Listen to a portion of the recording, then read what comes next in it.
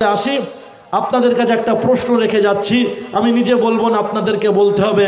এখনও বলতে পারেন, পরেও বলতে পারেন, পরে আমাকে ফোন করে জানাবেন। একজন ব্যক্তি, তার বাড়ি কোথাও বলবো না, আপনাদের খুঁজে বার করতে হবে। সালটা বলছি 2016তে উনি একটা বিষয় আবিষ্কার করলেন। বিষয়টার নাম হচ্ছে অটোফেজি। বিষয়টার নাম কি? অটোমেটিক বলি না আমরা, অটোফেজি। ব্যাখ্যা করে বলছি আপনাদের।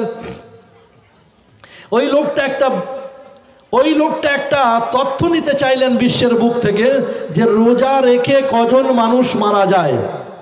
এতক্ষণ না খেয়ে পানি পিপাসা আর অভুক্ত অনাহারে পান না করে থাকে কিভাবে, কতজন মানুষ নারী পুরুষ মারা যাবে বিশ্বে, উনি এটা রিপোর্টিং করবে। রিপোর্টিং করার জন্য সারা বিশ্বের লোক লাগিয়েছে যে রোজা রেখে কত মানুষ মারা যায়, খোঁজাখুঁজি করো। তো রোজা রেখে খোঁজাখুঁজি করেছে যে রোজা রেখে কোনো মানুষ মারা যায় না। বলুন সুবহানাল্লাহ। রোজা রেখে কোনো মানুষ রোজার কারণে মারা যায় না। তো এই রিপোর্টটা উনি খুব আশ্চর্য হলো, কিউরিওসিটি ওনার বাড়লো। উনি অবাক বিস্ময়ে হতবাক হয়ে বললেন, it is very important matter, এটা খুব গুরুত্বপূর্ণ ম্যাটার, এটাকে ব্রডকাস্ট করতে হবে। বিবিসি লন্ডনকে বললেন যে এটাকে স্যার সাপ্লাই করতে হবে। বিবিসি লন্ডন বলে দাদাকে ফোন করি, দাদা কি বলে দেখি। দাদা আমেরিকাকে ফোন করা হলো, আমেরিকা বলছে ইট ইজ নট পারমিট, এটাকে পারমিট দেওয়া হবে না। বলে কেন? বলে it is matter of Islamic fundamental law. Islamic একটা সিস্টেম, আর ইসলামিক ফান্ডামেন্টাল লর দিক দিয়ে এটা ইসলামের আপনার হাই হয়ে যাবে, ইসলামের ইজ্জত সম্মান বাড়বে, এই জন্যে এটাকে করা যাবে না, সাপ্লাই করতে পারবো না। ওই লোকটার যে দেশে গেল, উনি বললেন না, এটা ছাপতেই হবে, এটা সমাজে ছড়াতেই হবে, আমাকে ভাইরাল হতেই হবে। আমেরিকা বলল না, হতে দেওয়া যাবে না। তো ওই লোকটা বলে ঠিক আছে, ব্যবসা যখন শুরু করেছি দোকান করবই, দোকানের নাম পাল্টে না হয় অন্য নাম দিয়ে দোকান করব। কথা বুঝছেন? তো উনি নাম পাল্টে দোকান করলেন। উনি নাম পাল্টে বললেন যে সারা বিশ্বে সাংবাদিক সম্মেলন করলেন, সাংবাদিক বন্ধুদেরকে দাওয়াত করলেন, সাংবাদিক বন্ধুরা এলেন। আসার পরে সাংবাদিকদেরকে বললেন যে আমি ক্যান্সারের মেডিসিন আবিষ্কার করে ফেলেছি। বুঝতে পেরেছেন? ক্যান্সারের মেডিসিন আবিষ্কার করেছে। আর তখন সারা বিশ্বে ক্যান্সার নিয়ে অ্যান্সার পাচ্ছে না, সারা বিশ্ব সবাই ব্যতিব্যস্ত। এখন সাংবাদিকরা চারিদিকে ছড়িয়ে দিয়েছে যে ক্যান্সারের অ্যান্সার পাওয়া গেছে, ক্যান্সারের মেডিসিন আবিষ্কার হয়ে গেছে। এখন ক্যান্সারের রিসার্চার যারা ছিল, মেডিসিন বিশেষজ্ঞ, সারা পৃথিবী থেকে ওয়ার্ল্ড হেলথ অর্গানাইজেশন, সেই পক্ষ থেকে লোকজন সব এসে গেছে।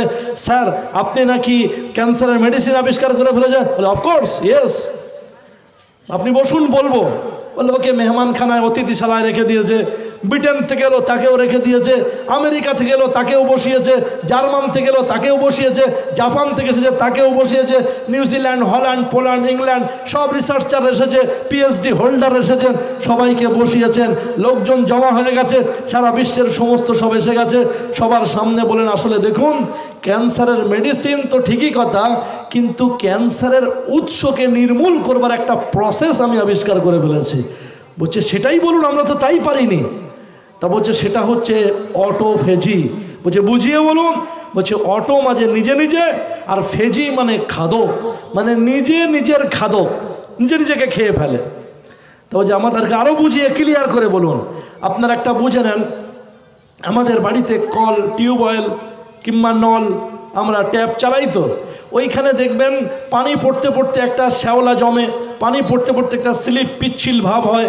ওটা আমরা কিছুদিন পর পর, 1 সপ্তাহ 15 দিন পর পর তারের ব্রাশ দিয়ে কিংবা নারকেলের ছোবড়া দিয়ে ভালো করে ঘষে দিই না, পরিষ্কার করি।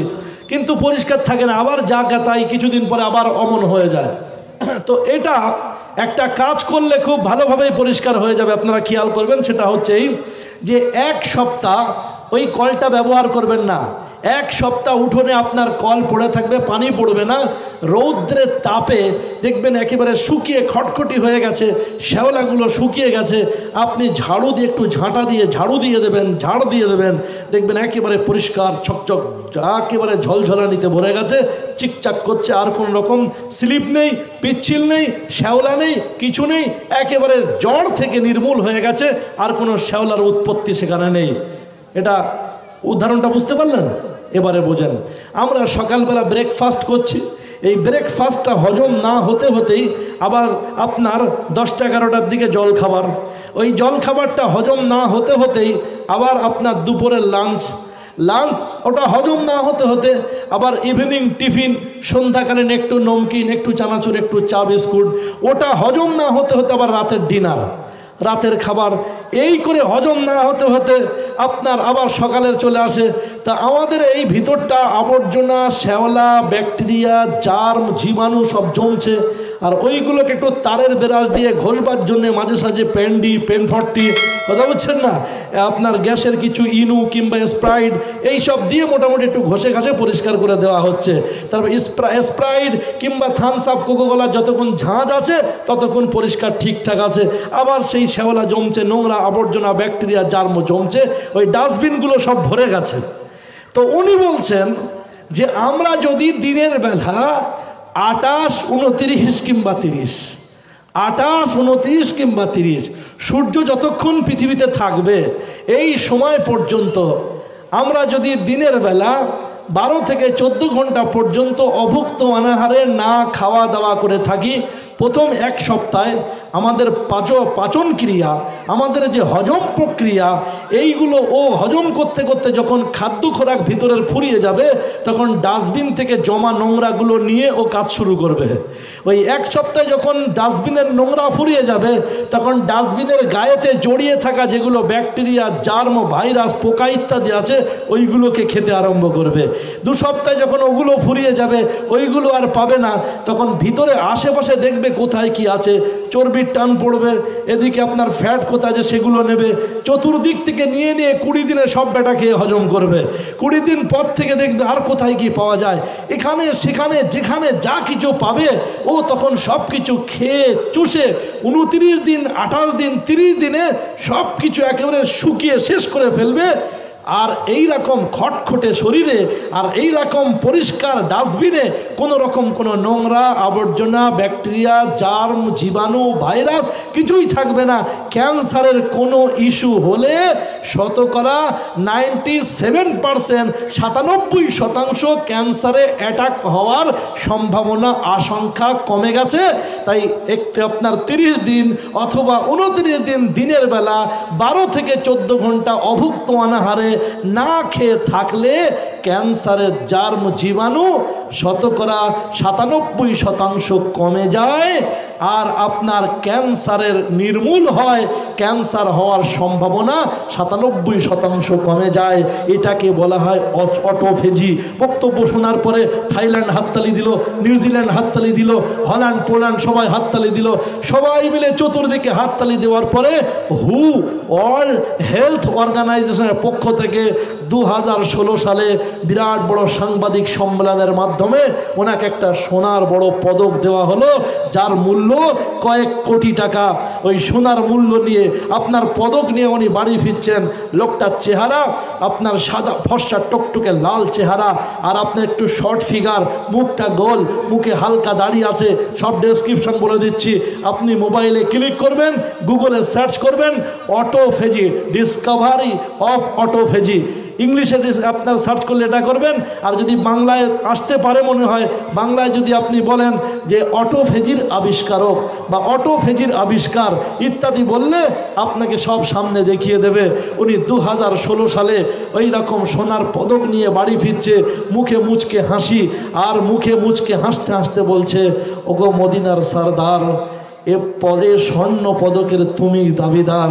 তোমার রোজা যেটা ছিল মানুষের সমাজে এত সোজা, আমি বললাম অটোফেজির নাম নিয়ে, তাই আমার নামের প্রশংসা হলো, কিন্তু প্রকৃত প্রস্তাবে তুমি এর দাবিদার, ওগো মদিনার সরদার। সম্মানীয় ভাই, 2016 সালে যে লোকটাকে অটোফেজির আবিষ্কারের জন্যে আপনার সোনার পদক দেওয়া হলো, আর এই অটোফেজির আবিষ্কারক আমার প্রিয় পয়গম্বর।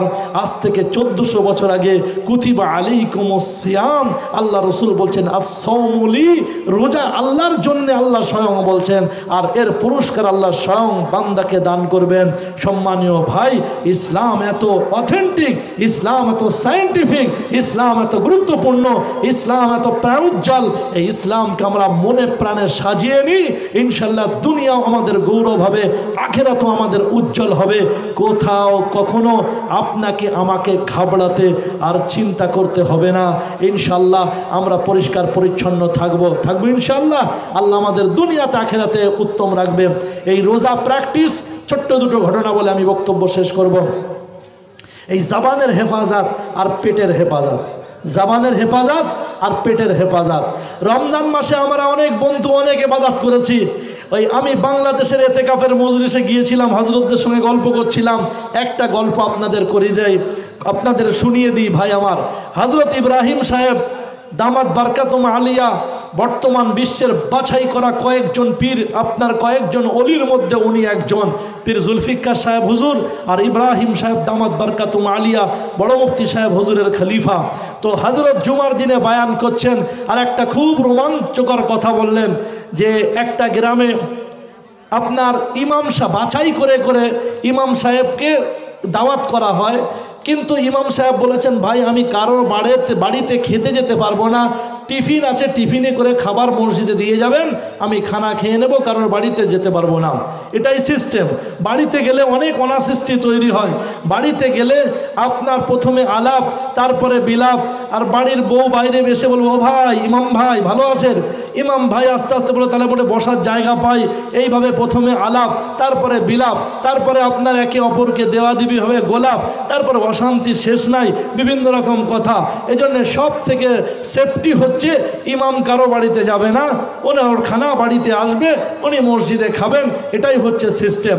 সম্মানীয় শুধু উপস্থিতি আমার, তাই আমি আপনাদের সম্মুখে বিনয়ের সঙ্গে একটা কথা বলতে চাইছি, সেটা হচ্ছে, আর তার থেকে ভালো হচ্ছে কি জানেন, ইমামকে ভালো পয়সা দিয়ে দেওয়া। খাবারের জন্য ইমামকে ভালো পয়সা দিয়ে যদি বাড়ি কাছাকাছি হয়ে যায় তাহলে আপনার ভালো আছে। নতুবা আমাদের খাদ্য খোরাক হালাল হারাম সব রকম মিশিয়ে আছে। একটা ছেলে অনেকগুলো দুধ নিয়ে এসে আপনার ইমাম সাহেবকে দিয়েছেন। তো ইমাম সাহেব বলছে এতগুলো দুধ কেন রে? তা বলছে ওই বাড়িতে বিড়ালের দুধে মুখ দিয়েছে তো, তাই মা বললো ফেলে দিয়ে লাভ নেই, ইমাম সাহেবকে দিয়ে। তো ইমাম সাহেবের রাগ হয়ে গেছে, শয়তান তুই বিড়ালে খাওয়া দুধ আমাকে দিয়েছিস বলে জোর করে ছুঁড়ে বাইরে ওই মালসাটা ফেলে দিয়েছে। ও এখন কানতে লেগে গেছে, ও হুজুর এই মালসা ভেঙে গেছে, আমার দাদি রাত্রে মুদবে কিসে? তাহলে বলে কি খবিস রে কিসে? তা বলছে মুদবে মানে? তা বলছে ওই মালসায় তো আমার রাত্রেবেলা দাদি মতে, দাদির কাছে ওই মালসাটা থাকে, রাত্রে বাথরুম দূরে তো এই জন্য দাদি বাইরে বার হতে পারে না, ওই মালসা দাদির কাছে দেওয়া আছে, দাদি ওই মালসা বোঝেন তো হুজুর? মালসা বোঝেন? ওই মানে আপনার মাটির পাত্র বড়, আপনার হাঁড়ি টাইপের। তো বলছে ওটাতে আমার দাদি পেশাব করে রাত্রেবেলা। তা বলছে খবিস, একে তো বিড়ালে খাওয়া দুধ, আবার দাদি মোতা ভাঁড়ে আমাকে দিয়েছিস। তো এটা হাসছেন, অবাক হওয়ার কিছু নাই।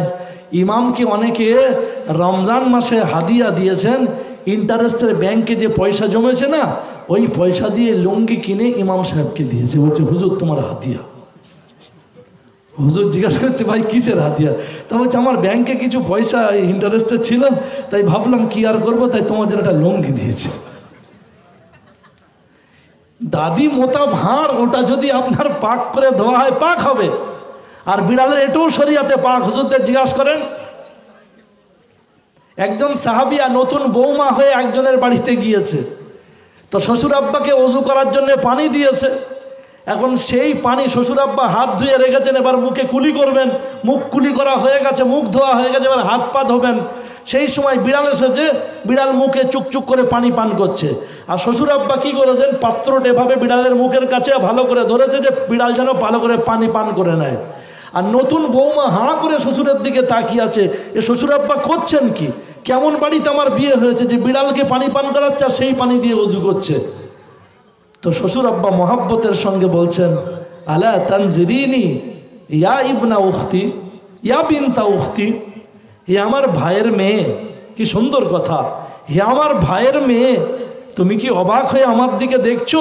হা কাজা রাআইতু রাসূলুল্লাহ সাল্লাল্লাহু আলাইহি সাল্লাম, আমি নবীজিকে এমনই দেখেছিলাম যে হাত মুখ, আপনার মুখ ধোয়া হয়ে গেছে, হাত ধুবেন এবারে, আর বিড়াল এসেছে অজুর পানি পান করতে, আল্লাহ রসুল পানির পাত্রটা বিড়ালের মুখের কাছে দিয়েছে, বিড়াল পানি পান করে গেল, ওই বিড়ালের পানি পান করা অবশিষ্ট পানি দিয়ে আল্লাহর নবী হাত ধুলেন, পা ধুলেন, বাকি অজুটা কমপ্লিট করলেন। সুতরাং এটা আমি রসুলকে দেখেছি, তাই আমার এই আমলটা আমি করেছি, যেহেতু সুযোগ এসেছে, এটা অবাক হওয়ার কিছু নাই। বিড়ালের আঁটু, বিড়ালের ঝুঁটো শরিয়াতে পাক, অসুবিধা নাই, তবে রুচির ব্যাপার, কারো রুচি হবে কারো হবে না। আরব যেহেতু পানির খুব কমই, পানি পর্যাপ্ত পরিমাণে নাই, আর আরবের রুচি ছিল বিড়াল কাছাকাছি ছিল, এজন্য এটাতে অসুবিধা নাই। তাই বিড়ালের আঁটু ঝুঁটো এটাও প্রকৃত প্রস্তাবে পাক। তাহলে দাদি মোতা ভাঁড় ওটা ধুলে পাক হবে, বিড়ালের আঁটু এটাও গরম করলে দুধটা পান করা যাবে, অসুবিধা নাই। কিন্তু ইন্টারেস্টের পয়সার লুঙ্গি কিনে দিলে ওই লুঙ্গি পরে ইমাম নামাজ পড়াবে, কার নামাজ কবুল হবে? আল্লাহ রসুল মানা করছেন যে লা তাকুলু ওয়াসতাত তাআম ফাইনাল বারাকাতা তানজিলু মিন ওয়াস্তানজিলু ওয়াসতাত তাআম, যে তোমরা খাবারের মাঝখান থেকে খাবে না, তার কারণ খাবারে বরকত। তিরমিজি শরীফের হাদিস 2য় খণ্ডের বাবুল আতিমা, যে খাবারের বরকত মাঝখানে মিডিলে অবতীর্ণ হয়, ওয়া ইয়ামিনা ওয়া শিমাল, তারপরে প্লেটের চারিদিকে ছড়িয়ে যায়। এই জন্যে প্লেটের মাঝখান থেকে খাবার খাবে না। এই হাদিস পড়াতে পড়াতে আপনার প্রখ্যাত মুহাদ্দিস ওস্তাজুল আসাতেজা হযরত আপনার আরশাদ মাদানী সাহেব দামাত বারকাতুম আলিয়া, উনি আমাদেরকে বললেন যে এমনিভাবে মসজিদে বরকত ইমামের উপরে অবতীর্ণ হয়, বলুন সুবহানাল্লাহ।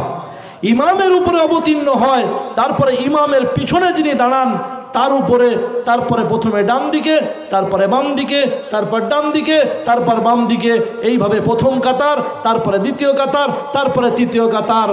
তা হযরত বললেন ইমাম যদি অসুবিধাজনক হয়, ইমাম যদি পায়জামা টাইপকা হয়, মানে হযরতের ভাষা আর কি, আর ইমাম যদি আপনার গোলমালে হয়, তাহলে বরকত ওখানেই স্টপ হবে, বরকত আটকে যাবে, মসজিদময় ছড়াবে না। এজন্যে ইমামকে খুব, ইমাম রাখবার ক্ষেত্রে খুব ভেরি ডিমান্ড দিয়ে খুব উচ্চমানের উচ্চাঙ্গের ব্যক্তিকে ইমাম হিসাবে নির্বাচিত করতে হয়, তবেই আল্লাহ এলাকার উন্নত করে। আর ইমামকে যথাযথ সম্মান করলে আল্লাহ এলাকার মানুষকে সম্মান দান করে। মনে রাখবো বন্ধু আমার। তো ইমাম সাহেবকে খানার পয়সা দিয়ে দেওয়া, ইজ্জতের সঙ্গে হালাল খাবারের ব্যবস্থা করে দেওয়া, আর এটা আপনার খুব উচ্চাঙ্গের মেহমানদারি। যদি সুযোগ সুবিধা থাকে আল্লাহ আমল করার তৌফিক দিক। আর কখনো কখনো ইমাম আর আল্লাহ আলাদের দাওয়াত করে বাড়িতে নিয়ে আসা, আল্লাহ রসুল হাদিসে বলছেন আকালা তুআমাকুমুল আবরার ওয়া সাল্লাত আলাইকুমুল মালাইকা, তোমাদের খাদ্য খোরাক নেক মানুষরা খাক, আর নেক মানুষরা খেনে ওয়া সাল্লাত আলাইকুমুল মালাইকা, ফেরেশতা তোমাদের উপরে বরকতের দোয়া করে, তোমাদের খাবারে বরকত হবে। সম্মানীয় ভাই, তাই গ্রামের মানুষ সারা সিদ্ধান্ত নিয়েছেন যে বছরের রমজান মাসে ইমাম সাহেবকে একদিন করে আমরা বাড়িতে নিয়ে আসব, একটু বরকত হবে, একটু বরকতের আশায় নিয়ে আসব। তো ইমাম সাহেবকে বলা আছে তারাবির নামাজ কালাম পড়ে উনি একজন ব্যক্তির বাড়িতে দাওয়াতে যান। একজন ব্যক্তির বাড়িতে দাওয়াতে গিয়েছেন, দাওয়াতের খানা দানা খেয়ে চলে এসেছেন, আর সেই দাওয়াতওয়ালার বাড়িতে, যার বাড়িতে দাওয়াত হয়েছে, ওই ইমাম সাহেব চলে আসার পরে ওনারা বেশ কয়েক হাজার টাকা ওনাদের ওই ঘরে ছিল, ওনারা পাচ্ছেন না। আর ইমাম ছাড়া ওই ঘরে অন্য কেউ যাননি। এখন ওনাদের সকলের সন্দেহ যে ইমাম সাহেব টাকা চুরি করেছে। আর সত্যি বাস্তবিক তাই, আর কেউ ওই ঘরে যাননি, টাকা পাচ্ছেন না, তার মানে ইমাম ছাড়া আর কে নেবে? বলে সারা মাস ইমামের সঙ্গে সালাম না কালাম না, কথাবার্তা না, ইমাম সাহেব উপজে সালাম করলেন, সালাম পাত্তা দেয় না। তো আগামী বছর রমজান এসেছে, বাড়িতে বিতর্ক দেখা দিয়েছে যে ইমাম সাহেবকে দাওয়াত করা হবে না হবে না। তো বাড়িতে ছেলে বৌমা সবাই বলছে যে ওই চোর ইমাম সাহেবকে দাওয়াত করা হবে না। এখন বাড়িতে যিনি মুরব্বী সাহেব তিনি বলছেন যে যাই হোক, দেখো আমাদের গ্রামের ইমাম, মসজিদের ইমাম, একটা সম্মান আছে, আর যদি দাওয়াত না করি তাহলে এলাকার গ্রামের মানুষের চাপে পড়বো যে কেন দাওয়াত করলো না, কি বিষয়, কি হয়েছে জানতে হবে, অনেক রকম তথ্য সামনে আসবে, ওই সমস্ত সমস্যায় ঝামেলায় গিয়ে লাভ নেই, যা মনে আছে ব্যথা দুঃখ যা আছে ইমামকে দাওয়াত করা হোক। ইমামকে দাওয়াত করেছে, ইমাম সাহেব যথারীতি তারাবির নামাজ কালাম পড়ে এসেছেন। আসার পরে সব মুড ভালো নয়, ছেলের আগে যেমন সালাম কালাম করতো তেমন সালাম কালাম করছে না, কেমন মুখ সব বাঁকা বাঁকা ভাব, মেহমানদারির তেমন ব্যবস্থা নয়, রেডিমেড মেহমানদারি করে ছেড়ে দিচ্ছে চিন্তা ভাবনা। তো ইমাম সাহেব বলছেন, কি মুরব্বী সাহেব আপনি কি রাগ করলেন আমার উপরে? কিছু তো বুঝতে পারছি না কি হয়েছে। বলে কি হবে আবার বুঝতে পারবেন না আপনি? গত বছর আপনি যখন দাওয়াত খেয়ে চলে গেলেন আমাদের বাড়িতে বেশ কয়েক হাজার টাকা এখানে ছিল, আমরা আর পাচ্ছি না, আর আপনি ছাড়া এই ঘরে আর কেউ আসেনি। টাকা চুরি করেছেন, সেই জন্যে ছেলেদের মনে ক্ষোভ দুঃখ ব্যথা আছে, ওরা আপনাকে দাওয়াত করতে চাইছিল না। আমি জোর করে গ্রামের চাপে কি সমস্যা হবে না হবে দলাদলি, তাই জন্য আপনাকে দাওয়াত করলাম। ইমাম সাহেব কাঁদতে লেগে গেছে, কাঁদছেন, খাটের কোণে বসে কাঁদছেন। বলছে না আর ডিজাইন নাটক করতে হবে না, অনেক করেছেন, এই আলেমুল আমার নাটক দেখে আর ভালো লাগে না। এক তো টাকা চুরি করলেন চোর, আবার নাটক করে কাঁদছেন। তাহলে দেখেন আপনারা আমাকে চোর বলে বদনাম দিয়েছেন, আপনারা আমার পিছনে নামাজ পড়েন, আপনারা আমাকে চোর বলেছেন, এই জন্য আমি দুঃখে কাঁদছি না। আমি এই জন্যে কাঁদছি যে আপনারা কেউ সারা বছর কোরআন পড়েন না। বলছে আপনার চুরি করার সঙ্গে কোরআন পড়ার কি সম্পর্ক? এই তালমাল করে গোল পাকিয়ে দিলেই আপনাদের হয়ে যায় না? তা বলছে দেখেন আপনাদের এই পয়সাটা এইখানে অগোছালো অবস্থায় এই জানালার এখানে ছিল, পাখা চলছিল, ফ্যানের হাওয়ায় দুই একটা নোট উড়ে খাটের দিকে, এই খাটের নিচে চলে এসেছিল, দুই একটা নোট জানালার বাইরে বেরিয়ে যাচ্ছিল। আমি তাড়াতাড়ি করে ওইটাকে গুছিয়ে আর মনে মনে ভাবলাম যে এইখানে পয়সাটা থাকলে জানালার বাইরে থেকে কেউ হাত বাড়িয়ে পয়সাটা নিয়ে নিতে পারে। এজন্যে এই জানালার উপরটায় তাক আছে, সেলফ আছে, ওই সেলফে কোরআন আছে। আমি কোরআনের উপরের এটা কভারটা উঁচু করে এই বান্ডিলটা ওই কোরআনে রেখে দিয়েছিলাম। কোরআনটা পাড়েন, কোরআন পেড়েছে, কোরআন পেড়ে উপরের সূরা ফাতিহা আলহামদু শরীফের পাতার উপরে একটা কভার পাতা থাকে, তার উপরে কভারটা উঁচু করে দেখেই তাতে সেই বান্ডিলটা যেমন টাকার বান্ডিল ছিল তেমনই সেই গত বছরের বান্ডিলটা ওইভাবে ওখানেই আছে। তো আমি ভাবলাম যে বাইরের কেউ হাতে করে নিয়ে যাবে, অথবা এদিকে ফ্যানের হাওয়া এদিক ওদিকে বাইরে চলে যাবে, তাই আমি এটাকে হেফাজতের নিয়তে এর মধ্যে রেখে দিলাম যে নিশ্চয়ই আপনারা আজ না হয় কাল নতুবা ঈদের পরে কখনো তো আপনারা নিশ্চয়ই দুই একদিনের মধ্যে কোরআন পড়বেন, আর কোরআন পড়লে আপনারা টাকাটা পেয়ে যাবেন। এই জন্যে কোরআন শরীফের ভিতরে আমি টাকাটা রেখে চলে গিয়েছিলাম। তো এটাকে নিয়ে এত কিছু আপনারা, তার মানে সারা বছর কোরআন শোন না, সারা বছর কোরআন পড়েন না, এটা তার নমুনা, এটা তার প্রমাণ। কথা বুঝতেন ভাই? তো সেজন্য মোহতারাম ভাই আমার, বিনয়ের সঙ্গে কথা বলতে চাইব, যারা রমজানে আমরা এত ইবাদত এত আমলের মধ্যে ছিলাম, আমরা সারা বছর সম্পর্ক আমলের সঙ্গে রাখবো ইনশাআল্লাহ, সবাই রাখবো। আল্লাহ আমাদের তৌফিক দান করুন। আর এই রমজান আমাদের শিখিয়েছে জবানের হেফাজত করতে। একটা ভালো রোমান্টিক গল্প শোনেন, আমার মায়েরা রয়েছেন তারাও শুনে নেন, যুবক ভাইরা রয়েছেন তারা শুনে নেন। দাসী বাঁধি, স্ত্রীর সঙ্গে যেমন ব্যবহার করা বৈধ, দাসীর সঙ্গে তেমন ব্যবহার বৈধ। দাসীর গর্ভে সন্তান জন্মগ্রহণ করানো বৈধ। তো বাদশাহ হারুন রশিদ তার দাসীদের মধ্যে একজন দাসীর নাম তার খালেসা, দেখতে খুব একটা ভালো না, কুৎসির কদাকার চেহারা, তাকে ভালোবেসেছিল, তাকে ভালোবেসে উপহার দিয়েছিল একটা মতির হার, আপনার হীরের হার। একজন কবি সারা রাত ধরে কবিতা লিখে বাদশাকে যখন গিফট করতে গিয়েছেন, সকালবেলা গিয়ে দেখছেন কবি বাড়িতে নাই। লোকজনকে জিজ্ঞাসা করলো কবি কোথায়? বলছে কবি যেখানে যাওয়ার সেথায় গিয়েছে, এখানে নাই। চলে গেল খালেসার বাড়িতে গিয়ে দেখছে খালেসার চৌকাটের সামনে বাদশার চপ্পল খোলা আছে। উনি বাদশার চপ্পলের সামনে আর খালেসার চৌকাটের উপরে লিখে এলেন, লাকাদ আশেরি, আমার এই কবিতাটা বরবাদ হয়ে গেছে। আলা বাবি খালেসা, খালেসার ঘরের চৌকাটে যেমন আমার এই কবিতাটা বরবাদ হয়ে গেছে। কামা যাইকদু আলা উনুকি খালেসা, যেমন খালেসার গলায় বাদশার দেওয়া হীরের হারটা বরবাদ লাগছে, খারাপ লাগছে, কুশ্রী লাগছে, বিশ্রী লাগছে, বরবাদ হয়ে গেছে। বাদশাহ হারুন রশিদ যখন চপ্পল পরতে যাবেন, চৌকাটের উপরে তাকিয়ে দেখে এইরকম একটা কবিতা লেখা আছে। রেগে গেলেন, অগ্নিশর্মা হয়ে গেলেন, বাড়িতে চলে এলেন, জাল্লাদকে হুকুম করলেন, যাও জাল্লাদ অমুক কবিকে ডেকে নিয়ে আসো। রাজ দরবারের জনপ্রিয় কবি, তাকে ডাকা হলো, ফাঁসি হবে, তাকে আপনার শুলিতে চাপানো হবে। কবির বন্ধু বান্ধব যারা ছিল কবিকে খবর দিয়ে দিল, তোর খবর খারাপ আছে। বলে কেন? বলছে এই তুই কবিতা লিখেছিস, যার কারণে তোর ফাঁসি হবে, শুলিতে চাপানো হবে। কবি কি করলেন? তাড়াতাড়ি চলে গেলেন। যাওয়ার পরে আপনার এই আইনের পেট আছে না, আলিফ খালি বায়ের নিচে 1 নোক্তা, তায়ের উপরে 2 নোক্তা, সায়ের উপরে 3 নোক্তা, জিম এর পেটে 1 নোক্তা, হা খালি খয়ের উপরে 1 নোক্তা। তো জিম, হা, খ, আইন, গইন, এদের সব পেট আছে। অক্ষর আরবি অক্ষর বোঝেন মোটামুটি, এদের পেট আছে। তো আইনের পেটটাও কি করেছে? গিয়ে মুছে দিয়েছে। জ আ, জ আলিফ জাবার জ, আইন জাবার আ, জ আ মানে ধ্বংস, বরবাদ, লয়, ক্ষয়, বিলুপ্ত, কুশ্রী বিশ্রী, খারাপ হয়ে যাওয়া, বাজে হয়ে যাওয়া, বেকার হয়ে যাওয়া, নস্বাত হয়ে যাওয়া, নষ্ট হয়ে যাওয়া, আর কুশ্রী বিশ্রী হয়ে যাওয়া, এটার অর্থ। আর কবি কি করলেন? আইনের পেটটা মুছে দিয়ে আইনটাকে হামজা বানিয়ে দিল। আইনের পেট ডিলেট করলে কি হবে? হামজা, ঠিক আছে না? লাম মিম নুন ও হা, হামজা। তাহলে আইনের পেট মুছে হয়ে গেল হামজা। এখন আরবি শব্দটা দাঁড়িয়েছে জদ আলিফ জাবার জ, হামজা জাবার আ, জ আ।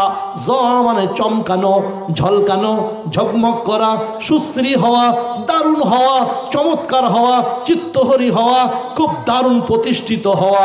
এখন কবিতার অর্থ দাঁড়িয়ে গেছে যে আমার কবিতা বাদশাহ হারুন রশিদের জন্য যেমন এস্টাবলিশ করেছে, আমার কবিতা বাদশাহ হারুন রশিদের জন্য যেমন জনপ্রিয়তা, সুন্দর সুশ্রী হয়ে গেছে, বাদশার দেওয়া হীরের হার খালেসার গলায় এমন চমকাচ্ছে, আকাশের চাঁদ যেমন তারকাদের মাঝখানে চলমলানিতে ভরে যায়, চমকক মরে একেবারে ঝলঝল চকমক করে। বাদশার দেওয়া উপহার খালেসার গলায় মনির মুক্তর হার, আর হীরের হারটাই এরকম মানাচ্ছে, শোভা পাচ্ছে, সুশ্রী সুন্দর লাগছে। মানে এটা পাল্টে গেছে। বাদশার দরবারে যখন কবি এসেছে, বাদশাহ জাল্লাদকে বলছে কবিকে ফাঁসি দিয়ে দাও, শুলিতে চাপিয়ে দাও। বাদশাহ জাহাপানার দরবারে কবি বলছেন, হুজুর আমি আপনার দরবারের জনপ্রিয় কবি, আমাকে ফাঁসি দেবেন আপত্তি নাই, শুলিতে চাপাবেন আপত্তি নাই, কিন্তু শেষ মুহূর্তে একটা আপনার কাছে করছি বিনয়, দয়া করে আপনি কবিতাটা দেখে আসুন, কিংবা আপনি কাউকে পাঠিয়ে দিন হুবাহু কবিতাটাকে নকল করে নিয়ে আসুক, কবিতাকে D2 একেবারে ওই কবিতা কপি পেস্ট করে নিয়ে চলে আসুক। বাদশাহ হারুন রশিদ বলে আমি সচক্ষে দেখেছি। বলছে হুজুর তবুও আমি নিবেদন করছি একটু দেখে আসতে। একজনকে পাঠিয়েছে, যাও তুমি কবিতাটা হুবাহু অ্যাজ ইট ইজ, যেমন আছে তেমন তুমি কবিতাটা পেস্ট কপি করে নিয়ে চলে আসো। ও কবিতা কপি করে নিয়ে চলে এসেছে। কবিতার অর্থ তো পাল্টে গেছে আইনের পেটটা ডিলিট করার কারণে। কবিতার মানে হয়ে গেছে যে খালেসার উপহারটা দারুণ লাগছে, সুশ্রী আপনার সুশ্রীতে ভরে গেছে, আর আকাশের ঝলমলানিতে যেমন চাঁদ তারকাদের মাঝখানে, তারাদের মাঝখানে চাঁদ ঝলঝল করে, বাদশাহ হারুন রশিদের গিফট উপহারটা খালেসার গলায় ঝলমলানিতে ভরে গেছে। বাদশাহ হারুন রশিদ খুশি হয়ে ওর ওজিরকে, খাজানচিকে হুকুম দিলেন, যাও। ক্যাশিয়ারকে বললেন, যাও আমার খাজানা থেকে 200 সোনার টাকা, 200টা সোনার কয়েন এই কবিকে উপহার দাও। কবিকে 200টা সোনার টাকা উপহার দেওয়া হলো। কবি মুচকে হাসতে হাসতে বাড়ি চলে এলেন। সম্মানীয় সুধী বন্ধুর আমার, আপনাদেরকে বিনয়ের সঙ্গে বলতে চাই, আইনের পেট বাদশার দরবারের জনপ্রিয় কবির গর্দান নিয়ে নিচ্ছিল না, কিন্তু আইনের পেটটা মুছে দেওয়ার কারণে বাদশার জনপ্রিয় কবির জনপ্রিয়তা বেড়ে গেল, আর 200টা সোনার টাকার কয়েন পেলেন, 200টা সোনার কয়েন পেলেন। তাহলে পেট কত খতরনাক ভাবছেন, বুঝতে পারছেন? তাহলে আইন যার কোনো প্রাণ নাই, তার পেট যদি এত খতরনাক হয়, আর আমরা জনাবে ইনসান, আমাদের পেটের প্রাণ আছে, তাহলে আমাদের পেটে হারাম লোকমা দিলে খবর আছে না নাই? আল্লাহ রসুল বলছেন, যে পেটে হারাম গেল আর হারাম দিয়ে কোনো গোশত তৈরি হলো, সেই শরীর, সেই বডি কখনো জান্নাতে প্রবেশ করবে না।